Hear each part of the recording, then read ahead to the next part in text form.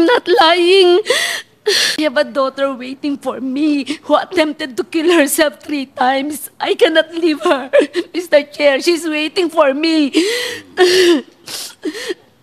She attempted 3 times, Mr. Chair. That's why I cannot leave her.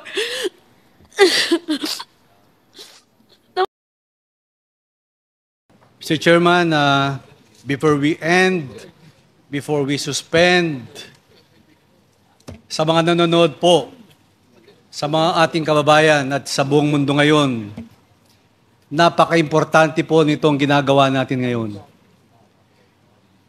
Nandito po kami 9:15 in the morning. 9:40 na po. Isipin mo, may 12 hours na po dito sa ating hearing. Napaka-importante. That's why we formed this Quadcom, headed by our Chairman Ace Barbers, ang ating Chairman ng Dangerous Drugs. Kanina, sabi natin, ang pag-uusapan natin is only EJK, that is human rights. Nandito si Chairman Benny.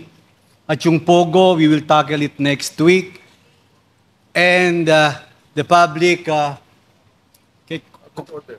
order and safety, and the public accounts.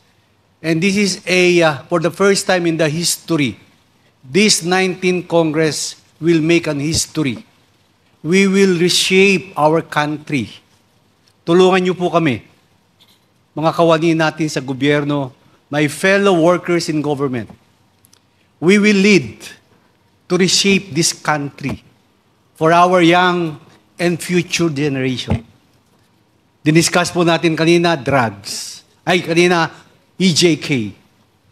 Pag nagbenta ka ng drugs, mapupunta sa pagbili ng mga lupa. That's number 2. Number 3, pag nakabili ka ng drugs, nagbenta ka ng drugs, ng droga, mag-aaway kayo, magpapatayan kayo. That is EJK. Number 4, pag marami na kayong pera, mamimili po kayo ng lupa. Hindi nyo alam kung saan nyo dadalhin yung mga pera nyo na nakita nyo dito sa droga. In summation of all of this is the Quadcom. So, Father, ano pa si Father? Si Bishop, andito pa. Kami po, we are the members of 19th Congress with my fellow congresspersons. Nagpapasalamat po kami. Napaka-importante po nitong Quadcom na to. On that note, maraming salamat, Mr. Chairman, to the co-chairman, and to our resource persons. Magandang gabi pong lahat sa ating lahat. Thank you, SDS Gonzales. Yes, do you want to say... Can I be recognized, Mr. Chair?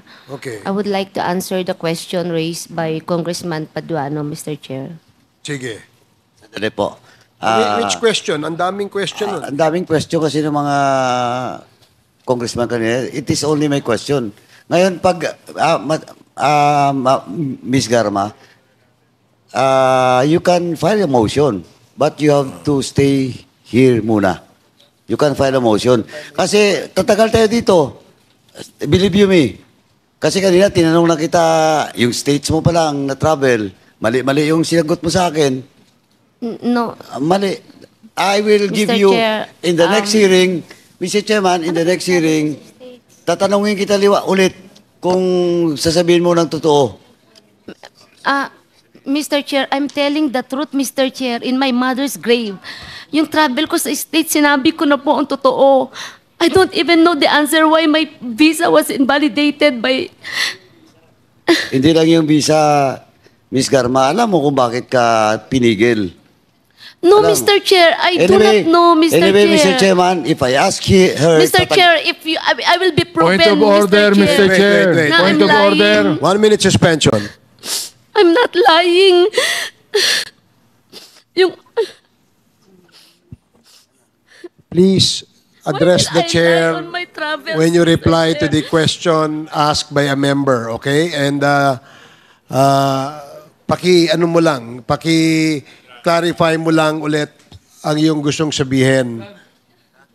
Okay. Yes, Mr. Chair. Hearing is resumed. I wanted to answer the questions, Mr. Chair. I have a daughter waiting for me who attempted to kill herself 3 times. I cannot leave her, Mr. Chair. She's waiting for me. She attempted 3 times, Mr. Chair. That is why I cannot leave her. Now, I will answer all your questions, Mr. Chair. With regards to my travels, that's the real answer. I do not know why my visa was canceled, Mr. Okay. Chair. Okay. You can validate that if magtanong kayo sa Japan kung bakit. They didn't give me the exact answer. I think Congressman Paduano has asked several questions to you, GM Garma, not just about your trip to Japan. So it seems that you have not answered his questions, and you appear to be evading the questions that he is asking. Yes. And that is the reason why you were cited in contempt. Yes, Mr. Chair, may I make a statement? That's why I'm appealing to answer. But as stated by the Honorable Congressman, Mr. Chair, he said that I was not telling the truth about my travel to States. But that's the truth. If that is the only reason, isa lang yan, ano pa yung other questions that I will answer? But with regards to my travel sa States, last travel, yun po ang totoong nangyari sa amin ng anak ko sa Japan. I do not know why my visa was invalidated according to that lady in Japan.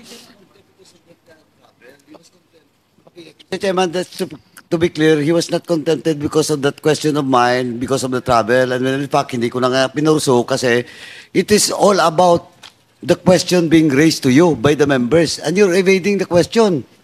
It is not all about your travel in the US. Eh, hindi pa nga ako tapos dun eh. Sa totoo lang po, travel in the US, hindi pa ako tapos dun. I tell you.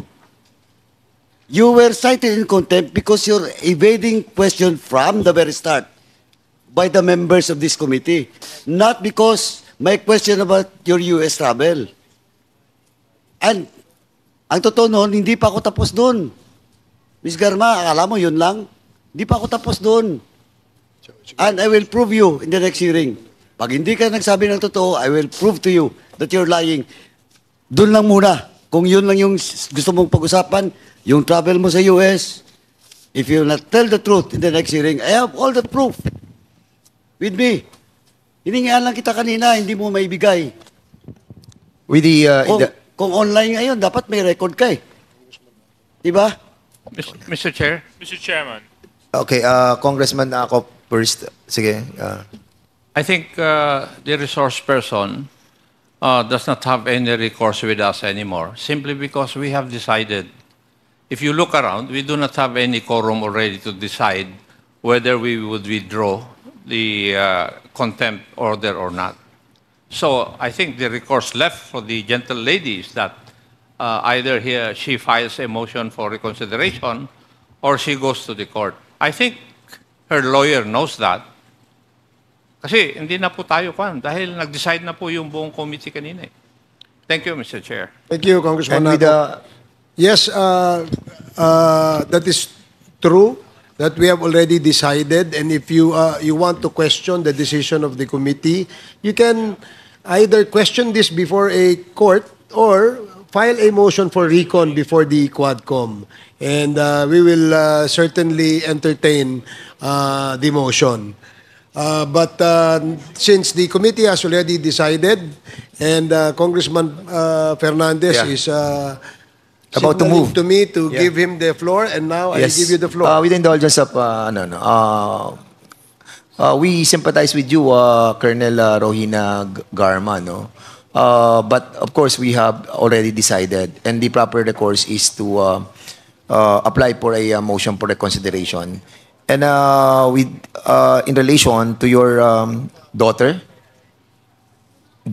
na sinasabi mo po, can you kindly give us a no, I mean the certificate, no? Kasi we really don't know, no? We will be asking, the sergeant at arms to fetch, yung anak niya para to be with her. Para at least ay makita natin yung kalagayan ng kanyang anak.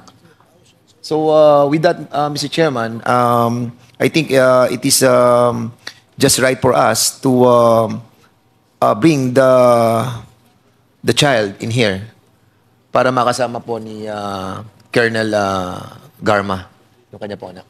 Yun lang po, Mr. Chairman. And I move to suspend this Quadcom hearing till the next hearing will be scheduled. There is a motion to suspend, duly seconded. Hearing no objection, this committee hearing is suspended.